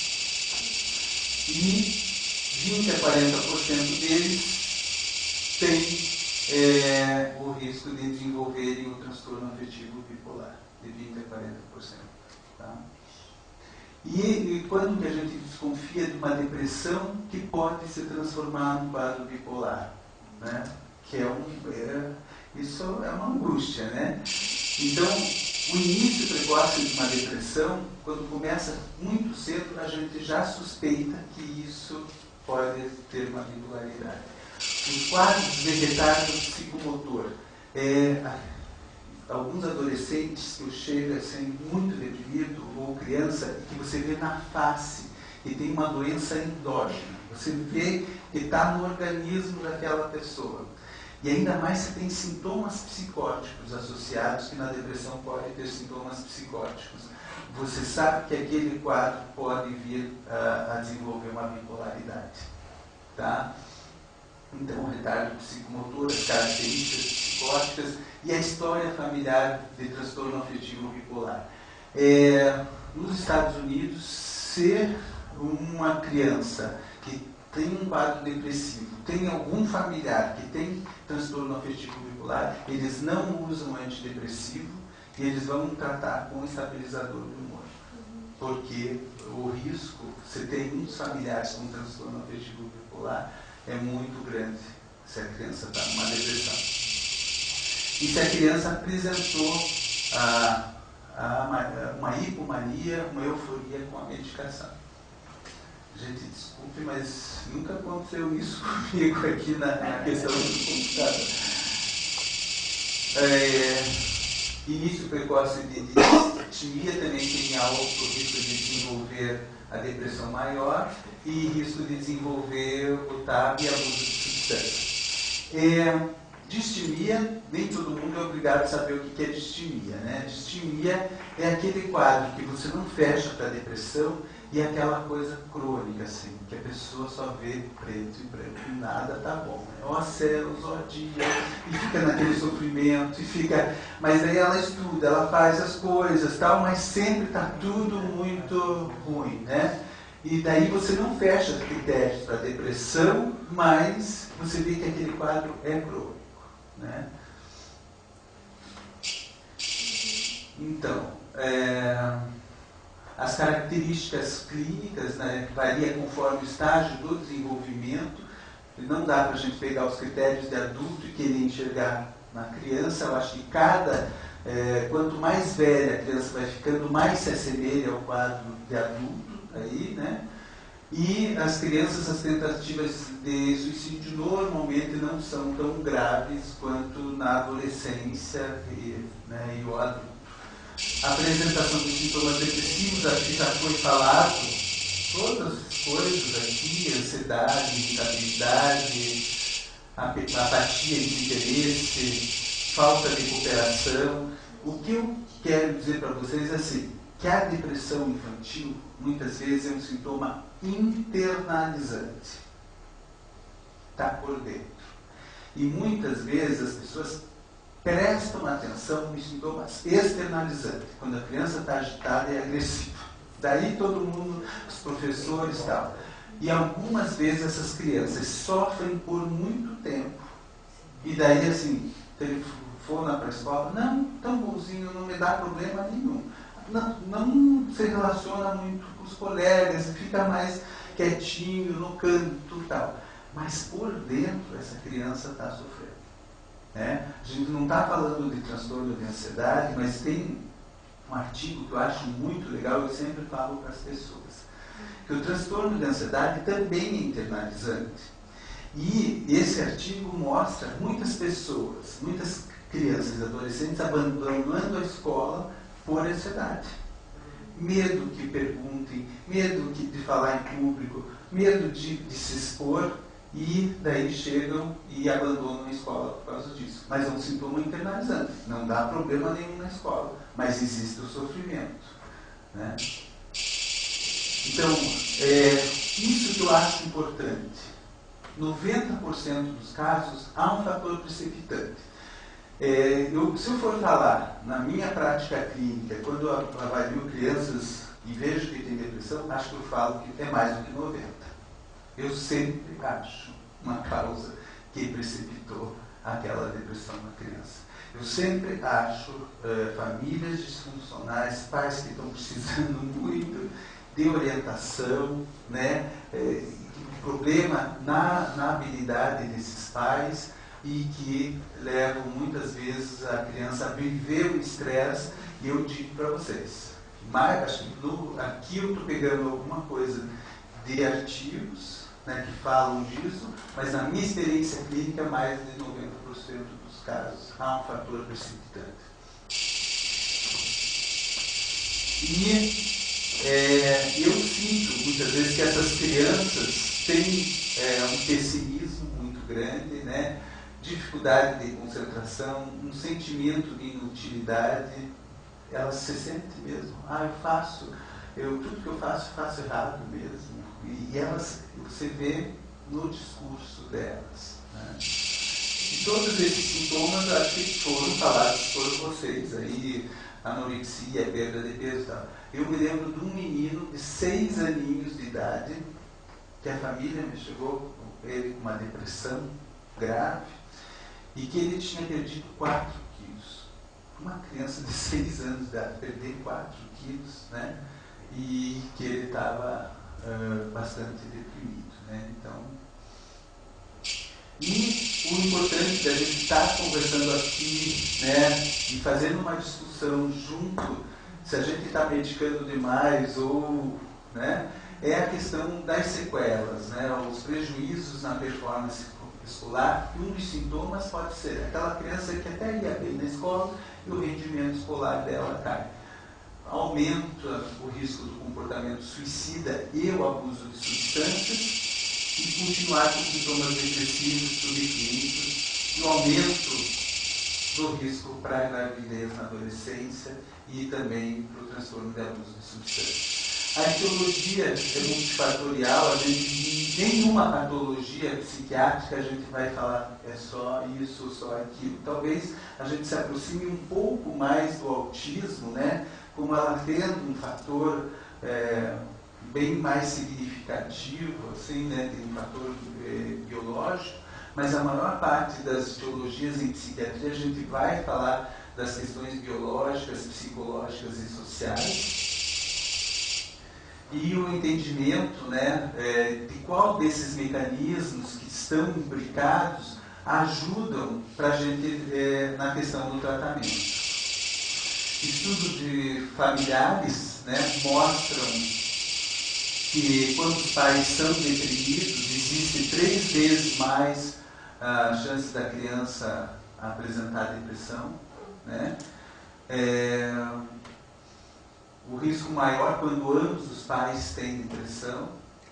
E estudos de gênios, para a gente mostrar que tem questões biológicas envolvidas, mostram que a questão de gênios monozigóticos é em 76%, e dizigóticos é 19%.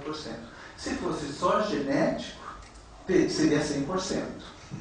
Daí a gente vê que a questão ambiental aí é uma questão importante também, né? De genética molecular, eu acho que a Maria Júlia trouxe da questão que estuda os transportadores de serotonina, os genes, os alelos, né, em relação a isso. As influências psicológicas, o ambiente familiar, muito importante, porque a gente vê que a depressão infantil aparece onde existe maior conflito familiar, mais rejeição, menos expressão afetiva, né? Tem mais que tem menos expressão afetiva mesmo, mais problemas com a comunicação, mais abuso, menos apoio, doença afetiva dos pais. Eu acho que você, Cláudio, falou na questão assim, daquele pai que cria o filho conforme o seu humor, né? No dia que está bem, pode tudo, que legal. No dia que está mal, você é isso, você que critica a criança, e daí a criança não pode nada, né? E tem esses pais que têm alterações de humor, trazem um prejuízo. Conflito entre os pais ou doença crônica de severa entre os pais também. Fatores estressantes, como perdas, né? Até uma questão, Maria Júlia, que você falou do DSM-5, não vai mudar muita coisa mesmo, né? O que vai mudar é que eles dizem assim, se há um luto, você não pode ter a questão de depressão. Daí você dá o diagnóstico de luto. E eles acham que as duas coisas podem caminhar junto. Que o luto pode desencadear uma depressão, né? Então são poucas mudanças mesmo do que a gente está falando aqui, no que vem do DSM-5. A mudança maior que eu acho que é essa que eles acham que o luto pode desencadear a depressão e você pode fazer o diagnóstico. Porque antes, se tinha luto, você não poderia fazer o diagnóstico. Tá? Então, os estressores, né? A criança maltratada, o abuso físico e sexual, insegurança na ligação da criança, né? Causa depressão. Influências psicológicas, problemas nas habilidades regulatórias, aquelas crianças que têm poucas habilidades sociais, muitas vezes podem ter uma predisposição maior a ter depressão. O rebaixamento cognitivo e pobre adaptação escolar, aquela criança que tem problemas na adaptação escolar. O temperamento da criança, né? Aquelas crianças muito tímidas, aquelas crianças que são muito autoexigentes, tudo elas fazem está errado, o perfeccionismo, essas crianças com esse temperamento elas têm uma chance maior de desenvolver a depressão. Tá? Influências biológicas falam de várias regiões do cérebro que podem estar imbricadas, né? Eu acho que o lobo frontal realmente é um dos mais, né, que a gente leva, e a questão da amígdala cerebral também, né? Eu acho que são as duas regiões do cérebro mais estudadas em relação.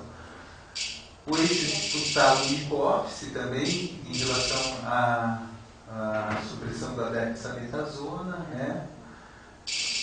Fatores decisivos, a idade do estágio do desenvolvimento, para o manejo, né? Os problemas contextuais, os conflitos familiares, os problemas acadêmicos, os números de episódios anteriores, a cronicidade, as comorbidades, que tudo isso vai depender como que a gente vai manejar o quadro. E o tratamento tem que ser multimodal, né? A psicoterapia sempre é o tratamento de eleição na depressão infantil, né? E a gente tem a opção, naqueles casos onde a psicoterapia não está trazendo o resultado que a gente é o esperado, né? E todos os tipos de terapia eu acho que podem ajudar uma criança com depressão, desde que ela tenha um acolhimento, né? E um entendimento daquele sofrimento, né? E desde a ludoterapia, terapia comportamental, terapia de apoio, treinamento de habilidades sociais, terapia de grupo, terapia familiar, terapia interpessoal. Então todas as terapias são efetivas e positivas e vai ser a primeira opção na maior parte dos quadros depressivos na infância, né? E aqui é um guideline que a gente usa quando a gente vai medicar uma criança, né? Onde fica os inibidores seletivos da recaptação da serotonina, como fluoxetina, sertralina, tal, como uma primeira opção, né? Os tricíclicos, que são os antidepressivos mais antigos, se assemelham muito aos placebos como resultado. Eles acham que é muito pouco efetivo no tratamento da depressão.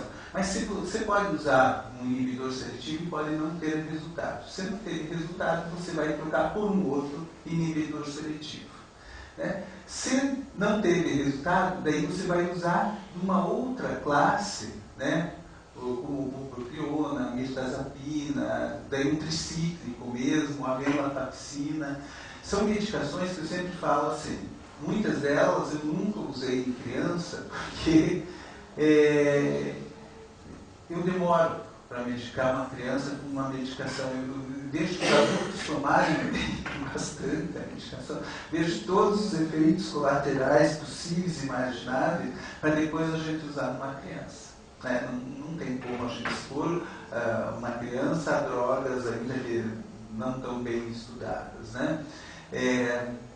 E depois, se não funciona, a gente pode associar duas medicações de classes diferentes, né? Uma serotonina, como um inibidor da serotonina, um tricíclico, ou você pode pôr o lítio para potencializar, né? E sempre você tem toda uma questão de como você vai tratando a nível de medicação uma criança. Então, o guideline é feito por várias pessoas expertas no assunto, se reúnem para ver qual que é o melhor tratamento. E as medicações utilizadas, realmente a fluoxetina, paroxetina, que foi dito muito que poderia causar suicídio, isso depois caiu, não foi comprovado mesmo. A sertralina, citalopram. Então, eu sou, assim, a minha experiência que eu tenho mais com medicação com criança é a sertralina, que eu sinto que é uma medicação que tem menos efeitos colaterais, né? E que funciona bem. Estou começando a usar, já usei algumas vezes, já anos atrás, o citalopram, que é também um inibidor, que foi bom, né? E hoje em dia estou começando a usar a venlafaxina, né? E com bons resultados. Tá? Então, seria isso. Agradeço. Né? Estou aberto.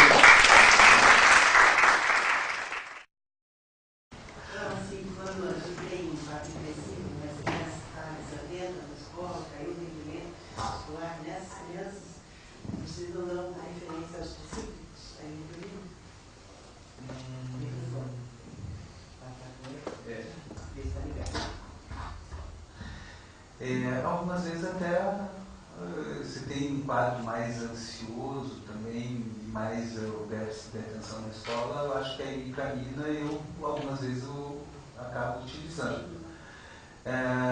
Apesar que se você quiser focalizar mais a questão depressiva, que depois vai ter um resultado na questão da atenção, muitas vezes, daí usa um inibidor seletivo, mas eu também partilho dessa ideia, quando você tem uma comorbidade com um transtorno de ansiedade junto, sintomas muito ansiosos e mais o déficit de atenção e até uma certa hiperatividade na escola, a imipramina é uma boa opção.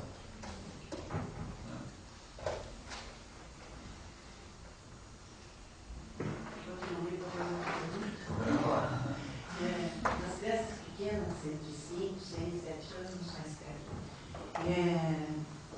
crianças que chegam com quadro de perda de peso, e significativo, assim, mais de entre 15 e 20% do peso. Famílias disruptivas, que tem tudo para fechar a depressão. Mas por ser uma baixa idade, faz investigação somática, e a gente tem uma experiência alta de patologia clínica orgânica, tá? Desde úlcera gástrica, tá? Até transtornos intestinais importantes,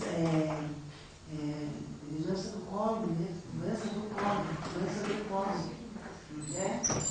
colo e aparecimento assim de sintomas neurológicos expressivos, de cefaleia intensa, de estado de mão enxaquecoso, bastante significativo. E que, quando tratar a causa orgânica, contrário, por exemplo, a úlcera, tratar a úlcera, ela melhora da apatia, da fadiga, do cansaço, e tem que tratar concomitante os dois quadros. Eu queria saber se vocês já encontraram isso no cotidiano de vocês.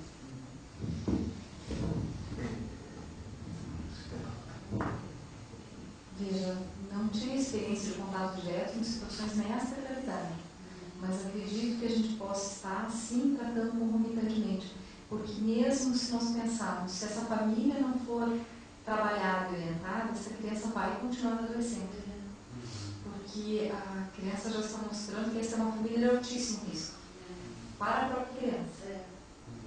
Quando nós falamos que uma família pode ser tóxica.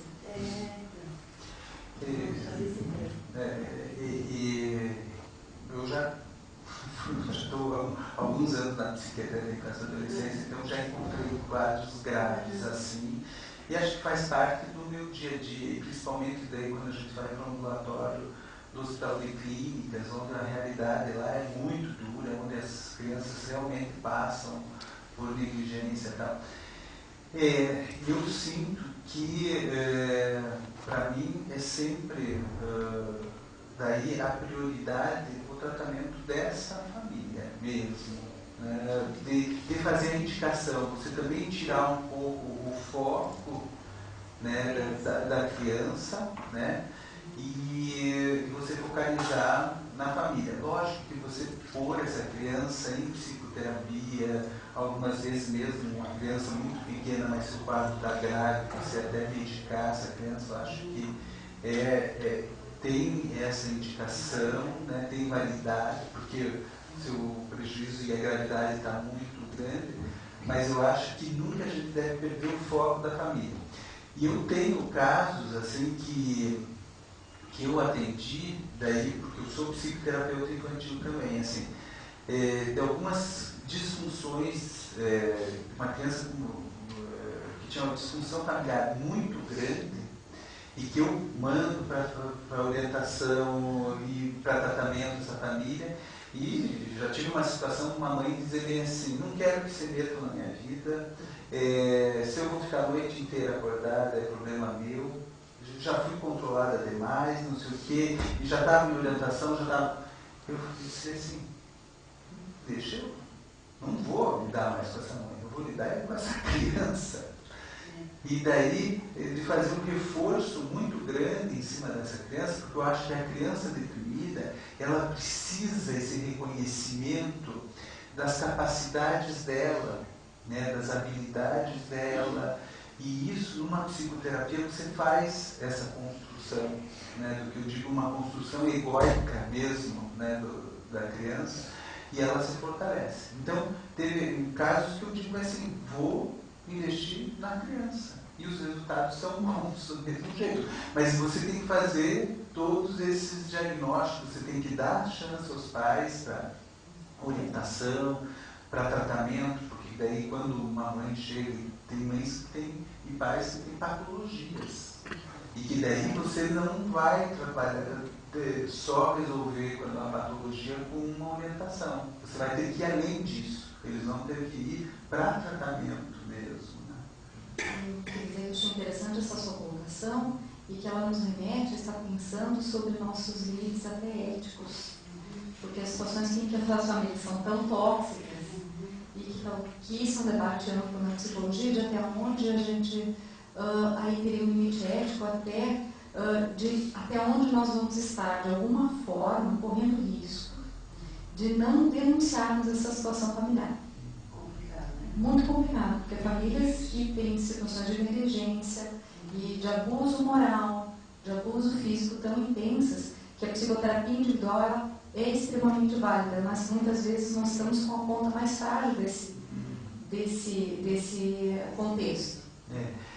A questão que você trouxe, que eu acho que é muito importante a gente pensar, que daí a gente pode entrar na questão da medicalização, é você daí começar a medicar essa criança, né, para recuperar, enquanto o problema está em outro lugar. Talvez a questão dos sociólogos que estudam essa questão da medicalização da educação, é também tirar o foco, e algumas vezes, porque o foco pode estar na escola, que está disfuncional, na família, que está disfuncional. Então, essa é a questão que eu acho que... Quando eu me deparei com essas situações, independia da classe social, porque isso ocorre na classe social elevada, média e inferior. E na classe, em todas as classes, existem pessoas mais afáveis a aceitar o tratamento e menos afáveis, mais duras, e a nosso foco é a criança. Assim, eu tenho muita dificuldade na psicoterapia, estamos na casa, né, mãe dos psicólogos do nosso estado, mas nesse momento, na fase em que estamos, no momento da nossa pátria, a qualificação do atendimento faz muita diferença. independente de ser público ou privado, ou semi-privado, que agora eu chamo semi-privado o SUS-VIP, os convênios. SUS-VIP, né? Porque a qualidade do atendimento nesse momento, né? Espero que isso fique só no momento, né? que mude, porque os nossos colegas de trabalho multidisciplinares precisam sobreviver. E são impostas regras, né, no momento, que prejudicam a qualidade do atendimento do colega. E há outros que ficaram tão, assim, digamos, rudes, eu digo, sabe? Pela pressão do ambiente de trabalho, que acham que aquilo é normal. E daí não surte efeito positivo para a família, nem para a criança. Porque se a criança não melhora no social e no ambiente de casa, em um tempo que é, digamos assim, no máximo 60 dias, a família desiste. E todo o teu trabalho tem que recomeçar de um novo começo, sabe? Se eles têm um vínculo muito forte com você, e aí você esbarra até na ética, porque daí você tem que dizer, não fomos felizes, não encontramos o caminho da empatia, né? Vamos buscar um outro caminho, sabe? Né? E aquela criança, a gente sabe que o futuro dela vai ter um caminho penoso, com um prognóstico às vezes até reservado na sua qualidade de autonomia no futuro, por causa de não ter sido realizado um tratamento específico, né? Eu tinha pedido a palavra, assim, já antes, para falar mais ou menos nessa direção, que a gente está falando do problema centrado na criança, às vezes centrado na família, mas muitas vezes está centrado na escola e muitas vezes está centrado no atendimento que essa criança vai receber. Acho que você falou muito importante, sim, do preparo do profissional, seja psicólogo, seja médico, seja assistente social, qualquer profissional que entra, se ele não estiver adequadamente preparado, ele não vai conseguir fazer um bom trabalho. Eu queria destacar um outro aspecto, que é o preconceito. Eu queria dar os parabéns a essa mesa por ter colocado os dois aspectos. O que não é valorizado, que acaba recebendo o nome de medicalização, que são esses outros fatores que muitas vezes deixa para lá, e também a medicação. Não ir para um lado nem para o outro demais, que eu vejo como uma coisa mais importante, porque acaba sendo um preconceito, uma visão ideológica, seja para um lado, seja para o outro, que é prejuízo para essa criança. Então, se a gente puder cuidar da gente mesmo, já vai ajudar bastante. Eu acho que você falou tudo. Né? Eu acho que né, o que eu penso sempre, acho que na questão da avaliação mesmo, né? De você fazer uma avaliação ampla, cuidadosa, né? Eu acho que muitas vezes nós somos pressionados a dar um diagnóstico rápido, né?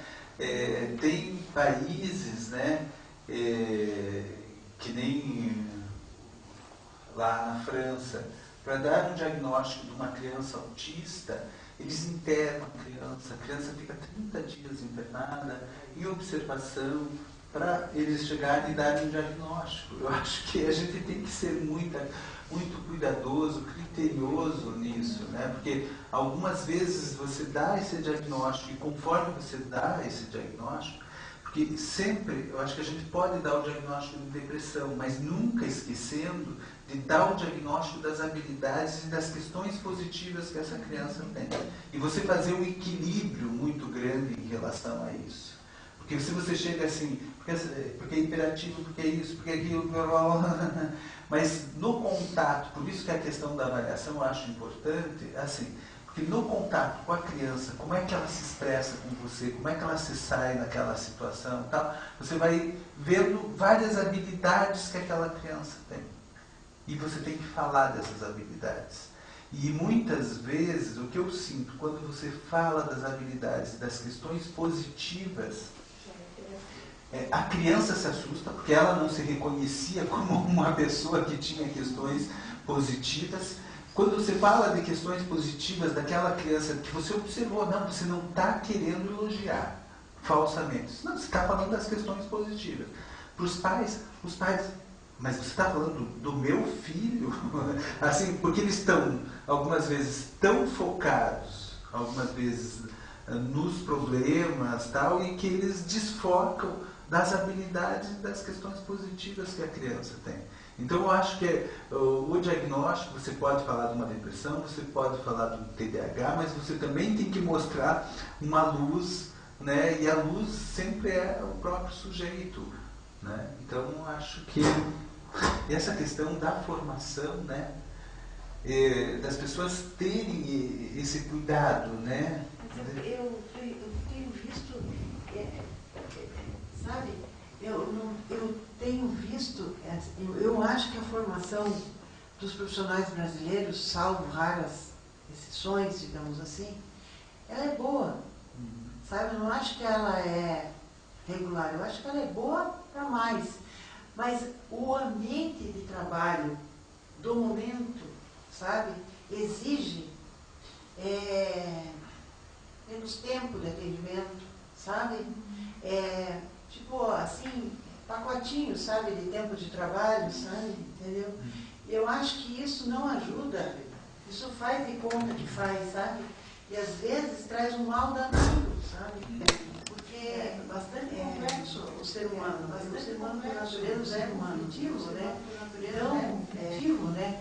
Então, aí a criança explode em outro momento e não demora muito, em outra situação, e aquela terapia não foi resolutiva, certo? Porque não é só a medicação também que resolve. A medicação, ela, digamos assim, é uma gasolina aditivada, né? Vai colocar, vai aumentar o neurotransmissor aí, certo? Mas precisa um conjunto das coisas, né? Então é isso que eu vejo. No atendimento médico também é ambulatório. Não estou dizendo da psicologia. Multidisciplinarmente no momento, né? Certo? Que a gente está vivendo, né? Gostaria de comentar a respeito, porque acho que a gente tem que ter olhar para essa crítica sobre o nosso próprio trabalho o tempo todo, e queria comentar duas questões. A primeira é que a gente tem evoluído e cada vez mais para uma coisa chamada psicoterapia baseada em evidências. E nós precisamos apresentar evidências de resultado. E quando o médico nos encaminha, a gente precisa dar o retorno a ele sobre as evidências desse resultado. Então, que a gente tem caminhado cada vez mais para esse modelo, mesmo, vamos dizer, enfrentando muitas resistências dentro das próprias escolas psicológicas. Mas que a gente precisa, quando um médico nos encaminha, e aí estou colocando um pouco da análise do comportamento, um pouco da minha opinião pessoal, e acredito que possa ter debates, pessoas que discordam dessa posição, mas a gente precisa estar mostrando que resultados a gente vem obtendo. E quais são os fatores que nos impedem de atingir resultados melhores, né? E que muitas vezes esses fatores esbarram na questão do sistema de atenção à saúde, que nos impõe limites, e muitas vezes outros fatores que precisam ser cuidados, especialmente as questões familiares. E aí queria tocar na questão do diagnóstico, e que tem a ver com o debate da medicalização. Porque se nós colocamos o diagnóstico como um diagnóstico da criança, nós corremos o risco de patologizar sim, e deixarmos para que a criança seja responsável pela sua doença. Então ele tem uma doença. Então ele é um médico, ele tem uma doença, ele vai tomar um medicamento e eu me isento da minha responsabilidade nisso. E que o diagnóstico, ele pode ser mais contextual. em que a gente coloque as relações disso que está acontecendo, como aquela situação que vocês postam claramente, que tem relação com uma família disruptiva, que você vai tratar a úlcera e ela vai se manifestar de novo, e vai tratar a colite e a criança vai manifestar de novo. Você sabe que tem um contexto prejudicial, e à medida que a gente pode colocar isso para a família, é falarmos mais a verdade do que observamos. Sim. E é um desafio enorme para todos nós. Será que impacto vai ter essa verdade sobre essa família? Será que eles vão conseguir suportar e continuar trazendo? Ou será que essa verdade vai afugentá-los eternamente e nunca mais buscar ajuda? Né? Outra coisa que eu queria colocar, está ligado muito, está ligado? Tá ligado? Os limites, se trabalhamos multidisciplinarmente, temos que tomar cuidado, né, dos limites, aonde que o médico vai, aonde que o psicólogo vai, aonde que o pedagogo vai, aonde que os limites, né? Então, eu não sou contra que pessoas façam observação, porque eu acho que medicalização, no meu entender, passa também por quem não tem um conhecimento de fato de medicar, em medicar. Isso é uma coisa assim, bastante importante. Assim. Eu já vi pessoas que dão uma fórmula, uma garrafa, que vai no médico lá de X lugar ou Y lugar, mas não sabe o que tem, mas se toma, melhora, sabe? Então, remédios escusos, assim, que não tem a fórmula, né, sabe? Que a gente não sabe o que tem ali dentro, né? Eu já vi de várias formações medicar com florais, medicar com vários tipos de florais, né, sabe? Então, eu acho que é invadir um espaço que não lhe pertence. E outra coisa também que eu vivi, sabe? Uma vez eu tive uma criança de 3 anos com atraso de desenvolvimento da linguagem, que feita a anamnese, exame físico, os exames complementares, a minha análise, que esse menino, quando lactante, tinha um tio que mostrava o afeto muito agressivamente, e deu uma mordida no braço dele, que ficou a marca, sabe, na anamnese, e no exame físico, a gente via, eu falei, isso aqui foi vacina? No esquerdo? Não, foi uma mordida do tio. E ele chorou muito, muito, muito. Então, daí, assim, no exame clínico neurológico, tinha de fato um atraso de desenvolvimento da linguagem, mas ele acompanhava muito bem com o olhar, todos os outros parâmetros eram normais, e nos exames complementares a audição normal, sabe? Então eu coloquei como que um atraso de linguagem que tinha um contexto ambiental, né? Um medo, sabe? Na minha avaliação. E daí eu pedi uma avaliação da psicóloga. E daí ele disse, posso ir mandar do convênio? Pode, né? Eu fiz uma carta para a colega. E eu falei, depois eu quero que você retorne, né? Assim, normalmente leva umas 6, 8 sessões para fazer a avaliação, e daí você retorna, eu quero saber. Ele voltou. E voltou tão feliz do pai, e a mãe também. Mas o pai mais feliz. E eu falei, e aí? Ai, deu tão certo, porque agora nós descobrimos. O problema está na cabala e na pirâmide. Porque agora nós descobrimos que a fralda tem que ser verde e o travesseiro laranjado. E eu sim. Então são coisas paradoxais, e é Curitiba, eu estou falando em Curitiba, não estou falando do interior. Sabe? E estou falando agora, assim, século XXI, né? Então ainda temos os paradoxos, assim, bem importantes, né? Então isso é uma coisa difícil, né? Eu acho que é lamentável. Eu gostaria de dizer, já que estamos no Conselho de Psicologia, que práticas não reconhecidas como científicas cabem denúncia formalizada para que seja averiguado, porque pode ter até dado certo por outras questões. Existem recuperações sem medicação, sem psicoterapia ou apesar de, né? e que, na verdade, em outros casos pode, né, ser algo bem complicado. Então, se você achar que o atendimento foi esquisito, entre em contato com o Conselho de Psicologia. Nós temos aqui na sede orientadores fiscais, nas subsedes também. Então, que é orientação não só para a categoria, né, para se orientar e seguir o caminho da boa psicologia, mas também para as pessoas da sociedade que tenham alguma dúvida. O orientador fiscal vai dizer se isso cabe ou não como área da psicologia, né? Esse tipo de orientação não é uma orientação de um psicólogo com base na ciência e na ética profissional, né? Só para clarear. Foi bom você ter trazido até, Maria Júlia, para a gente levantar a questão. A nossa hora já está urgindo, né? E eu gostaria de chamar a atenção para outras duas questões que não foram apontadas aqui, que são crianças com muitas alergias e que se acidentam demais.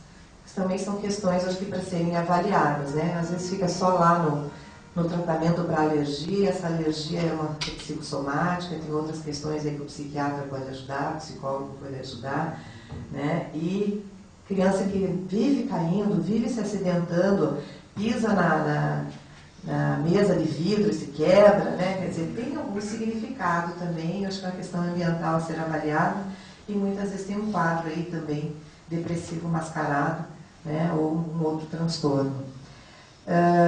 E lembrei também que há alguns anos nós tivemos um curso aqui sobre a CIF, Classificação Internacional de Funcionalidades, que também faz parte da familhinha da Organização Mundial de Saúde, né? Grandes pesquisadores, enfim, que batalham em cima das observações e das estatísticas e criam códigos, né?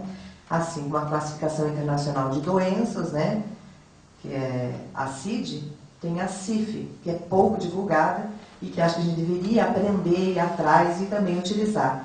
Ela é mais chata, entre aspas, eu falo esse chata, porque você, num diagnóstico de CID, você vai ter N CIFs para incluir, porque na CIF traz desde a política pública adequada, o ambiente familiar, a questão escolar, tudo isso, e cada um vai ter um código. Então, a pessoa vai ser uma folha de códigos, né, para uma questão. Mas a vida é muito complexa, né? E a gente precisa de pesquisa científica e ter uma comunicação universal. Então, acho que a CIF pode ser um estudo também a ser considerado. Não digo que vai sair todo mundo só com códigozinhos e que é o número da questão, mas a linguagem no sentido de ir além do diagnóstico, falar das funções, das coisas positivas, né?